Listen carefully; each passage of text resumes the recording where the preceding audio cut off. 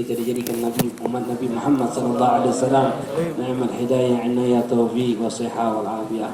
Begitu juga salat serta salam jidahan janjinya kita haturkan hadiahkan kepada kita Nabi Muhammad sallallahu alaihi wasallam serta para keluarga, para sahabat, para tabi'in, tabi'in wa man tabi'ahum bi ihsan ila yaumil.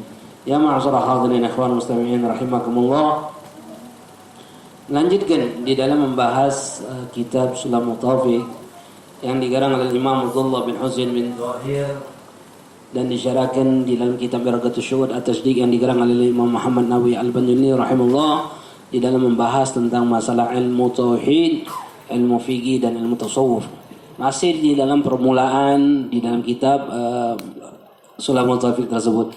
Melanjutkan, kemarin kita membahas di dalam muqaddimah Imam Abdullah bin Husain bin Tahir beliau mengatakan Bismillahirrahmanirrahim, Alhamdulillahirabbil alamin, wa asyhadu an la ilaha illallah wahdahu la syarika lah, wa asyhadu anna Muhammadan abduhu wa rasuluh wa ala alihi wa sahbihi wa tabi'in. Amma ba'd. Itu terakhir kita bahas.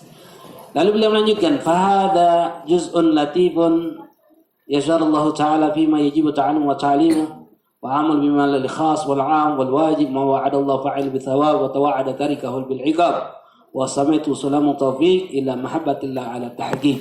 أسأل الله الكريم أن يجعل ذلك منه وله وفيه وإليه ومجيب لقرب وزلف لديه وأن يوافق من وافق عليه للعمل بمقتضاه ثم ترقى بتودده بنوافل ليحوز حبه ولا إلى آخره. Imam Abdullah bin Husain bin Tahir beliau melanjutkan di dalam kalimat tersebut, beliau katakan fahadha, dan adapun ininya itu di mana? Di dalam akal. Karena beliau ketika menulis kitab ini kan belum ditulis. Nah, dia katakan fahadha, adapun ini itu nih apa? Dalam sini. Dalam akal beliau, kitab ini sudah hadir, semuanya sudah ada. Ilmunya sudah ada di sini. Lalu beliau tuangkan di dalam tulisan berupa kitab. Dia katakan. Nah.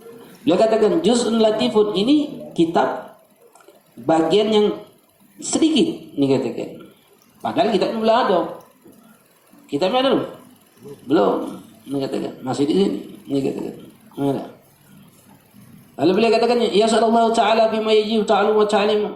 Nah, mudah-mudahan Allah memberikan kemudahan. Ini katakan. Nah, fima yajibu ta'allum wa ta'lim, untuk orang-orang mempelajari dan mengajarkannya. Li'amal lebih, dan untuk beramal. Beliau sudah mendoakan kepada kita, bagi yang mengamalkan ini kitab, mempelajari ini kitab, diberikan kemudahan oleh Allah Subhanahu wa taala. Li khas wal am, baik orang yang alim ataupun orang awam. Wal wajib, lalu beliau menjelaskan wal wajib, dan adapun sifat wajib, perkara yang wajib itu dari sifat wujubnya ma wa'adallahu fa'ilu bitsawab wa tawa'ada tariku bil iqab. Ini sudah menjelaskan kepada kita. Kita harus yakini apa yang dimaksudkan wajib. Kalau kita artikan menurut bahasa kita, wajib itu apa? Jika dilakukan dapat pahala, jika kita tinggalkan berdosa, kan seperti itu bahasa kita. Padahal apa yang beliau katakan apa? Ma wa'adallah, sesuatu yang telah dijanjikan oleh Allah. Ini katakan apa? Fa'iluhu bitsawab, pelakunya yang melakukan perkara itu mendapatkan ganjaran pahala, janji Allah. Wa tawa'ada, dan Allah anci juga dengan ancaman. Tarikahu bil iqab, yang meninggalkannya dengan azab. Artinya Allah ingkar dengan janji ini. Nah, pernah kita meninggalkan kewajiban? Pernah enggak? Kalau pernah, berarti Allah berjanji akan memberikan azab kepada kita.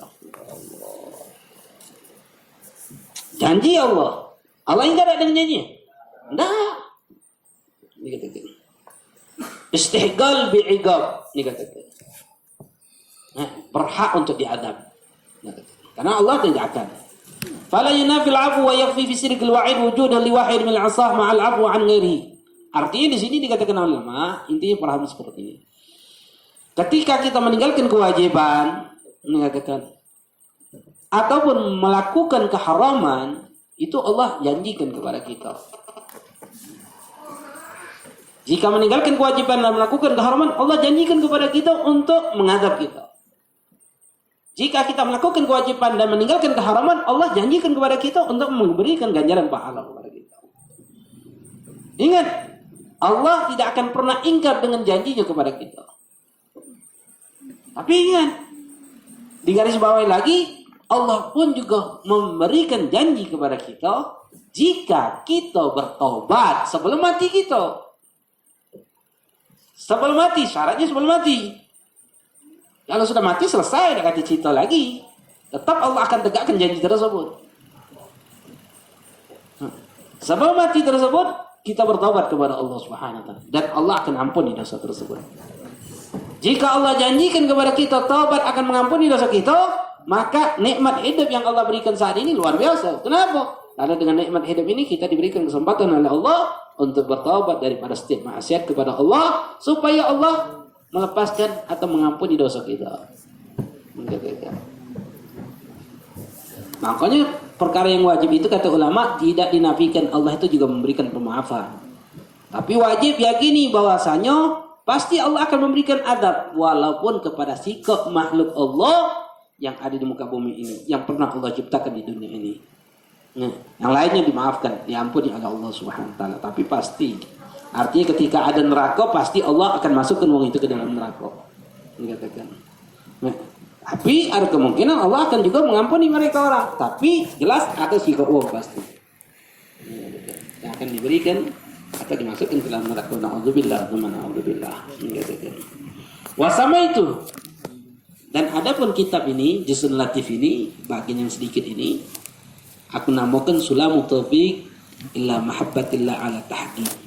Sulamu Taufiq, tangga untuk mendapatkan taufik kepada illa mahabbatillah ala tahqiq, kepada cintanya Allah ala tahqiq, dengan sebenar-benarnya, ala tariqil haqqi bil iqbal, dengan cara yang hak sesuai dengan keyakinan, dikatakan.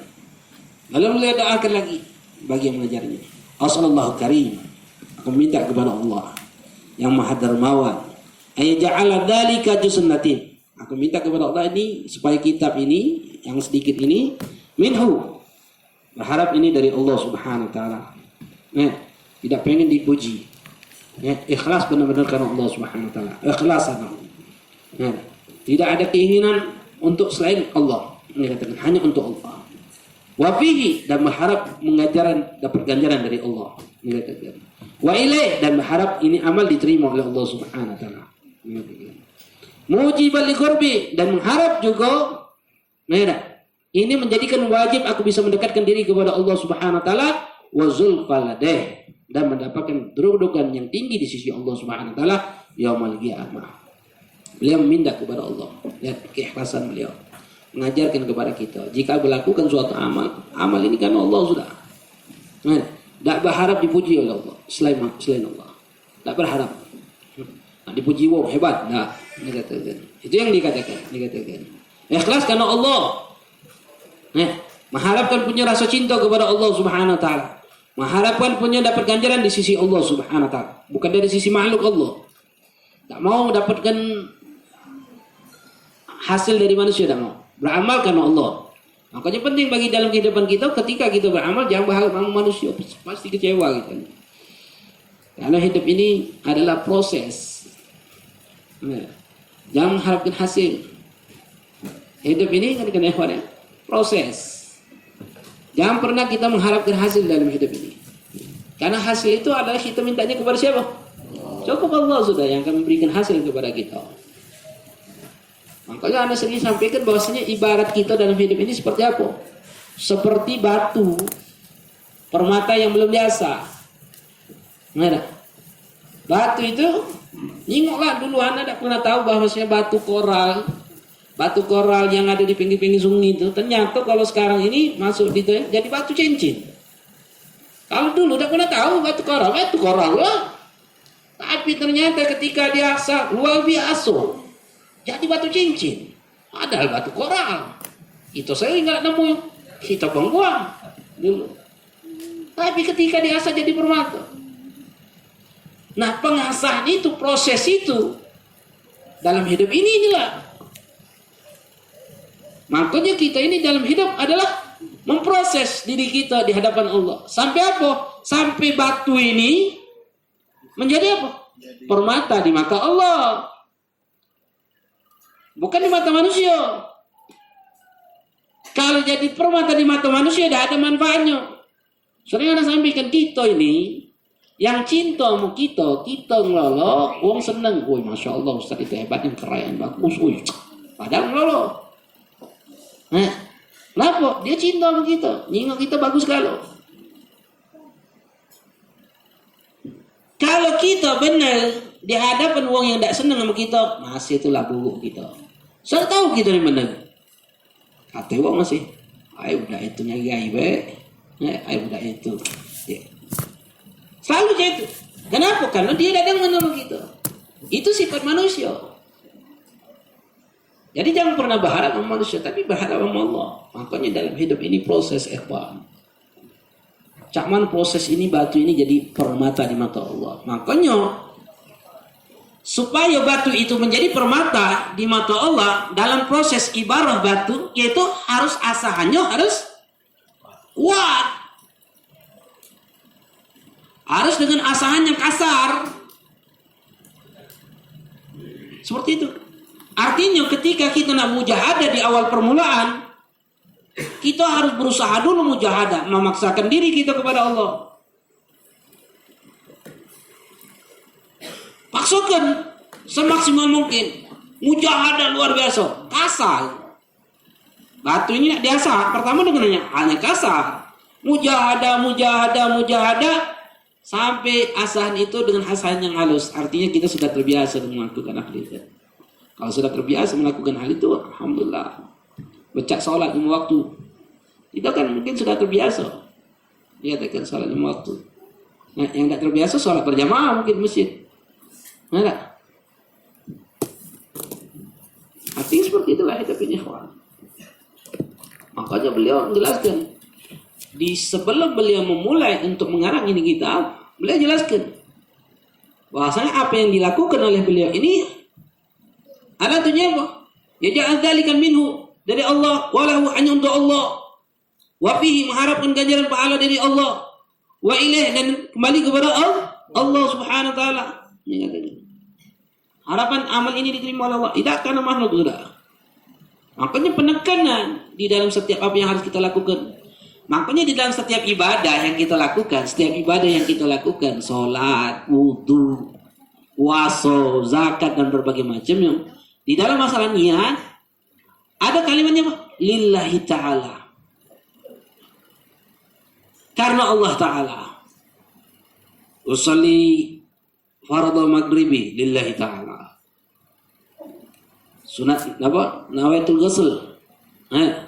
Niat mandi wajib lillahi ta'ala. Nawaitul wudu lillahi ta'ala. Nawaitu shaum ghadin lillahi ta'ala. Terus seperti itu lillahi ta'ala. Mengeluarkan zakat lillahi ta'ala. Semuanya. Kenapa? Karena amal itu benar-benar karena Allah Ta'ala. Karena amal karena Allah adalah syurut qabul indallah amal. Syarat diterimanya amal kita di sisi Allah adalah ikhlas. Jelaskan kepada kita bahwa saya penting keikhlasan. Makanya di dalam segala hal depankanlah keikhlasan. Walaupun hal ini tidak gampang bagi kita untuk kita lakukan.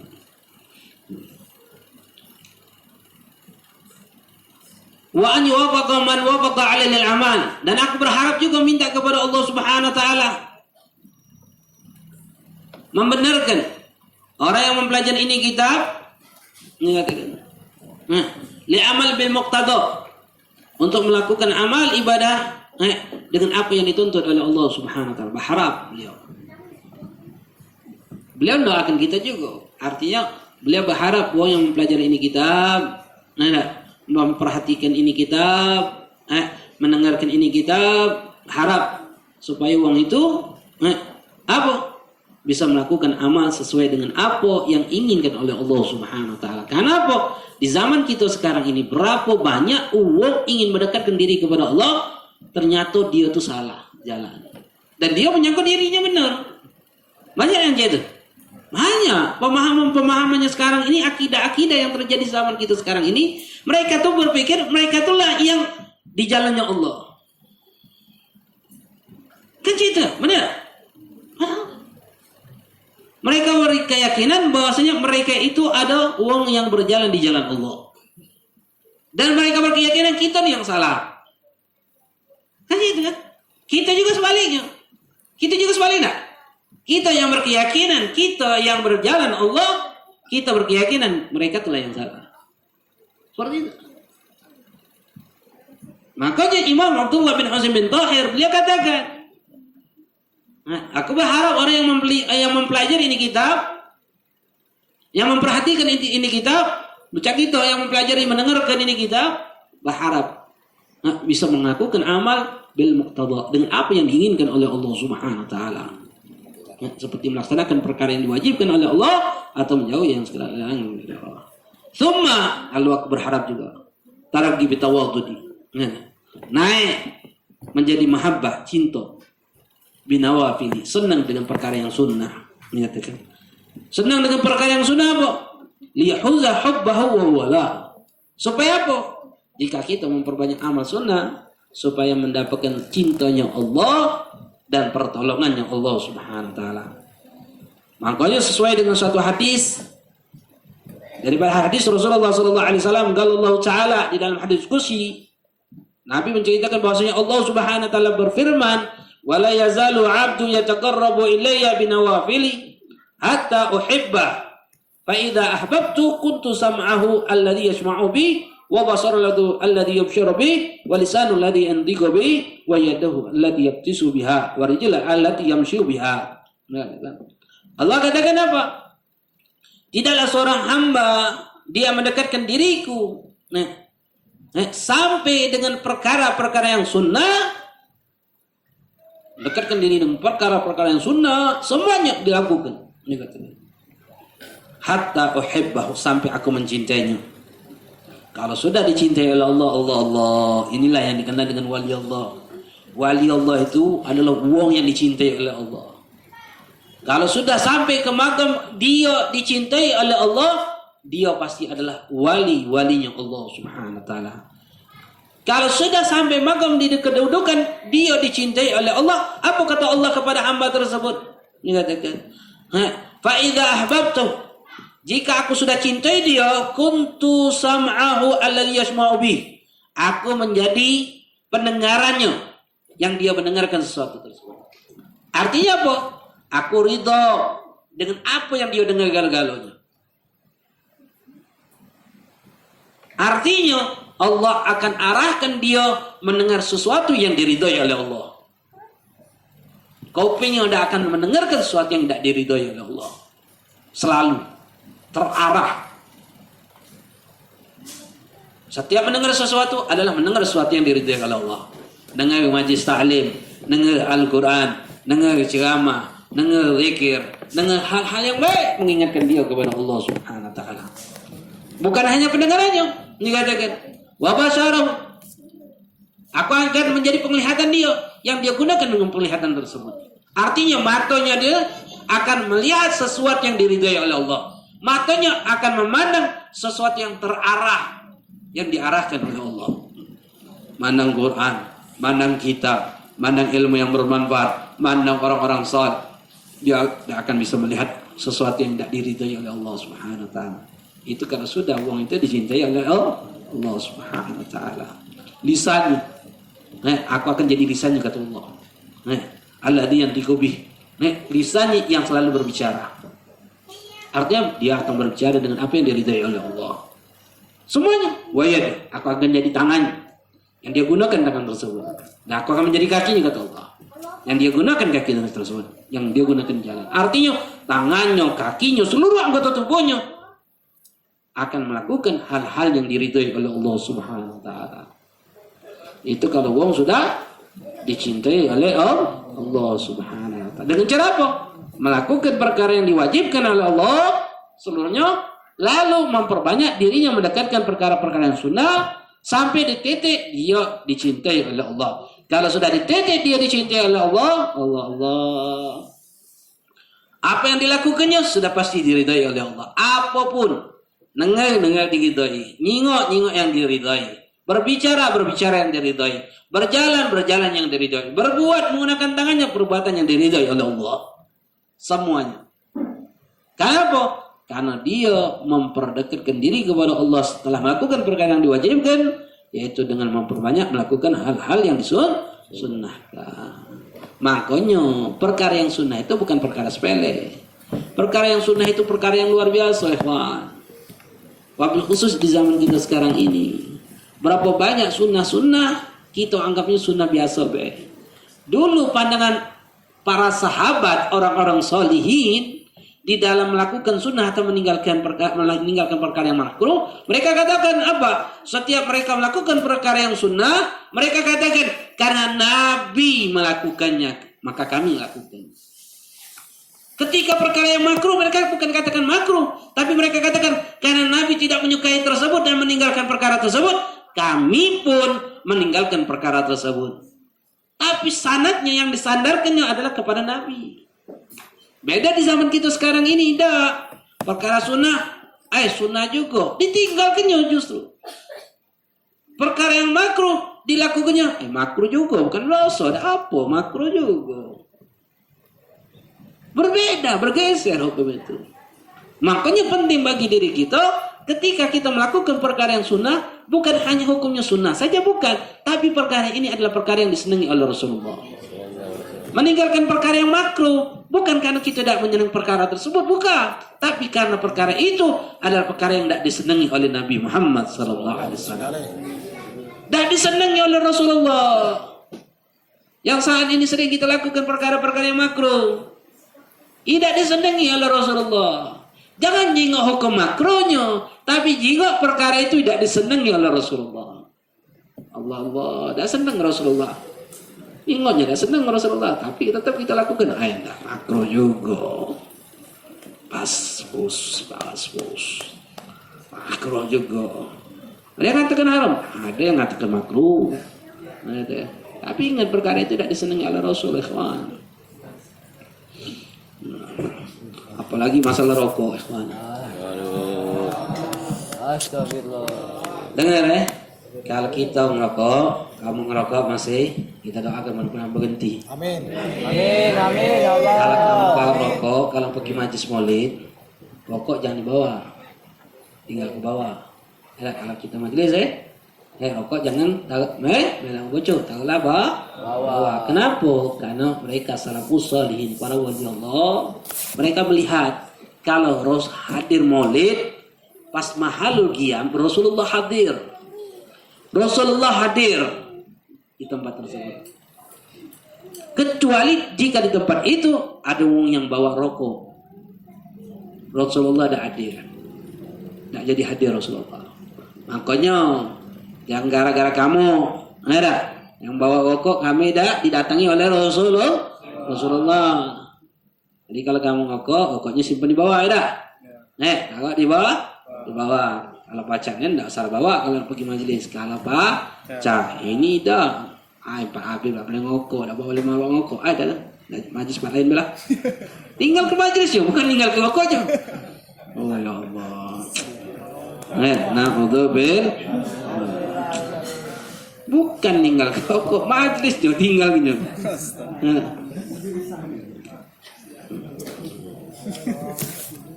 Ingat jangan tinggal ke majlis kamu tuh. Yang kamu tersinggung anak namanya nih. Nah, ya maga anak namanya nih. Habib ini sudahlah, enggak salah lagi mading. Imamul Haddad, anak ini sian ngomong kamu. Kata Imamul Haddad, Habib Abdullah bin Ali al-Haddad, Qutub ini wali min auliyaillah. Qutub ini Imamul Haddad. 40 tahun memegang kegutuban. Pemimpin para wali Allah. Beliau katakan apa kata beliau? Wong yang belum taubat 40 hari daripada rokoknya, mati dia su'ul khatimah. Mati dia su'ul khatimah. Jadi kalau sudah sekarang ini taubat, minta sama Allah, ya Allah jangan matikan dulu ya Allah. Sampai 40 hari. Sampai 40 hari. Kalau sudah 40 hari selesai, ada apa ya Allah, batik lagi ya Allah. Apalagi masih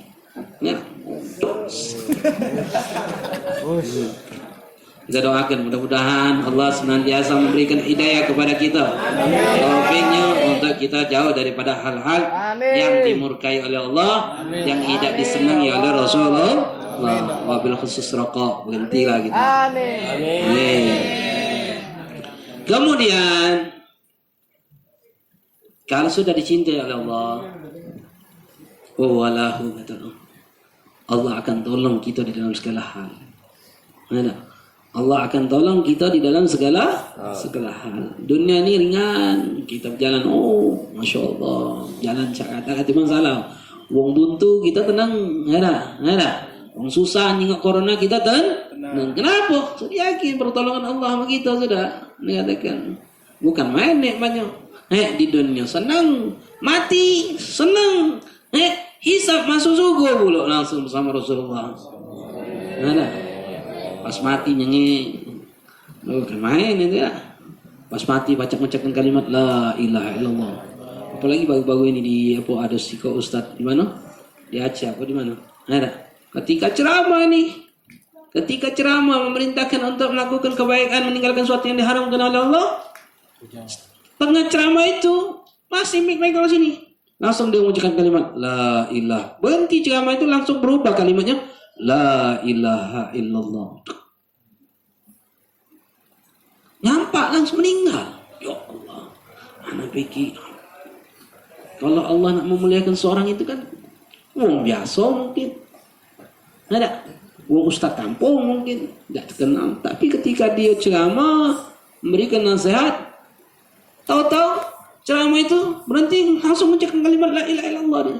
La ilaha illallah. Tak nampak. Allah. Kan main kalau Allah nak tunjukkan kepada kita bagaimana kondisi-kondisi orang yang husnul khatimah kepada kita. Artinya kita kalau nak nyampak pingsan nyebut la ilaha illallah dah. Enggak. Ada. Tolong. Nanti itu kita. Nomboran pas nomor, wow, nyikit kita, kau nombor kita, nanti itu kan. Jadi nunjukkan kepada kita, mungkin itulah tadi tu gara-garanya, baru 30 hari berhenti ngokoknya, belum 40 mungkin itu sebabnya, apa lagi masih, ya Allah. Mudah-mudahan Allah mudahkan kepada kita dalam melakukan ketaatan dan menjauhkan setiap perbuatan maksiat kepada Allah atau perkara-perkara yang tidak disenangi oleh Rasulullah. Faslun fi sifatillahi ta'ala wa rasulihi wa fi sam'iyat. Ini akan membahas di dalam ilmu tauhid sekarang. Yajibu wujuban muhattaman ala kafatil mukallafin jami'ihim ad-dukhul fi dinil Islam. Wajib setiap orang yang balik dan berakal untuk seluruhnya, baik muslim ataupun kafir, semuanya, setiap manusia yang balik dan berakal untuk masuk ke dalam agama Islam, yaitu apa? Mengucapkan syahadat, asyhadu an la ilaha illallah wa asyhadu anna Muhammadar Rasulullah. Syahadat enggak, wa iqrar, dan mengakui semuanya bima jaa anillah, seluruhnya merupakan dari sisi Allah Subhanahu wa taala. Apa yang terjadi semuanya dari Allah, enggak ada dan makhluk. Itu yang harus keyakinan kita. Terus setelah masuk Islam, apa yang harus diwajibkan? Wathubut, mantap di dalam keislaman tersebut. Alat dawam, sampai selamanya. Sampai apa? Tanpa memutuskan, alam dawam terus menerus. Jago keislaman kita. Mantapkan kita di dalam keislaman kita dan kita jago keislaman kita. Bilain kita tanpa terputus, jago keislaman. Sampai mana? Ilal maut, sampai datang kematian kita alal Islam, dalam keadaan Islam. Sebagaimana Sayyidina Ali mengatakan karamallahu wajhahu radhiyallahu anhu qala tamamun ni'ma al maut wa al Islam, kesempurnaan nikmat kalau Allah matikan kita dalam keadaan Islam. Wajib menjaga. Sekarang pertanyaannya, menjaga keislaman yang ada dalam diri kita macam mana? Macam mana kita menjaga keislaman yang ada dalam diri kita? Sering Anda sampaikan Islam itu nikmat. Wa ni'mal yadum, nikmat. Islam itu nikmat, iman. Sering kan? Alhamdulillah, puji syukur kepada Allah atas nikmat Islam, nikmat iman yang Allah berikan. Kan nikmat. Tapi ingat, ni'mal yadum, nikmat tidak ada yang abadi. Tak pandai menjaga nikmat, hilang akan nikmat tersebut. Makanya Rasulullah katakan, alhamdulillah min ni'matin amanu min zawaliha. Pandai bersyukur atas suatu nikmat, kita akan dijaga atas kehilangan nikmat tersebut. Dijaga oleh Allah. Makanya pandai syukur-syukur atas nikmat tersebut, biar dijaga oleh Allah. Nah, jaga nikmat Islam itu bagaimana? Cara menjaga nikmat Islam yang Allah berikan kepada kita dengan kita memahami apa yang diperintahkan oleh Allah, apa yang dilarang oleh Allah Subhanahu wa taala. Sebagaimana Imam Abdullah bin Husain bin Thahir ini di dalam kitab ini juga kayak gitu bahas. Beliau katakan, "Qad kathura fi hadzal zaman tasahul fil kalam hatta annahu yakhruju min ba'dihim alfadhan tukhrijun 'anil Islam. Wala yarana dzalika dzamban fadlan an kufur." Beliau katakan apa? Berapa banyak di zaman kita sekarang ini uang gampang memudahkan ucapan-ucapan mereka, sehingga keluar dalam ucapan mereka ucapan-ucapan yang menyebabkan mereka keluar agama Islam, dan mereka tidak melihat itu suatu dosa, terlebih-lebih itu menyebabkan mereka murtad keluar agama Islam. Hilang nikmat Islamnya, Allah cabut nikmat Islamnya. Artinya apa? Dia pada saat itu murtad keluar agama Islam. Banyak yang macam itu, banyak tanpa dia sadari. Nanti kita bahas dalam kitab ini apa saja hal-hal yang bisa menyebabkan orang itu murtad. Kita bahas nanti di sini. Apa saja hal-hal yang bisa menyebabkan orang itu keluar agama Islam. Di antaranya adalah menghina syariat, mengkafirkan seorang muslim. Sama kafir engkau. Dia mengkafirkan, langsung murtad keluar agama Islam. Menghina syariat, wong berjenggot. Apa dia kan anjing jenggot jadi teroris aku. Apa maksud kau? Kalau kau ngerti aku, dosa. Tapi jika kau menghina ini syariat, murtad keluar agama Islam. Perempuan-perempuan bercadar itu lewat, rombongan ninja lewat. Apa maksud kau? Kalau kau menghina orangnya, dosa kau. Tapi kau jika menghina syariatnya, murtad keluar agama Islam. Berapa banyak orang-orang yang menghina syariat? Mereka sadar tak itu dosa? Nah, padahal itu menyebabkan mereka murtad. Kenapa? Karena dia tidak memahami agama Islam. Jika dia paham akan agama Islam, tidak berani dia mengucapkan kalimat tersebut. Makanya nak jago Islam yang Allah berikan kepada kita dengan cara apa? Duduk dalam majlis ilmu. Karena dengan majlis ilmu lah kita faham apa yang bisa menjaga kita keislaman kita. Apa yang diperintahkan oleh Allah, apa yang dilarang oleh Allah, dan kita mengerti batasan-batasan kita sebagai seorang muslim. Kalian tidak mengerti ilmu ini, ya Allah. Banyak hal-hal yang seperti itu. Tanpa dia sadari. Dia mati. Mungkin mati dia secara zahir kita hukum Islam. Tapi pada hakikatnya dia mati dalam keadaan su'ul khatimah.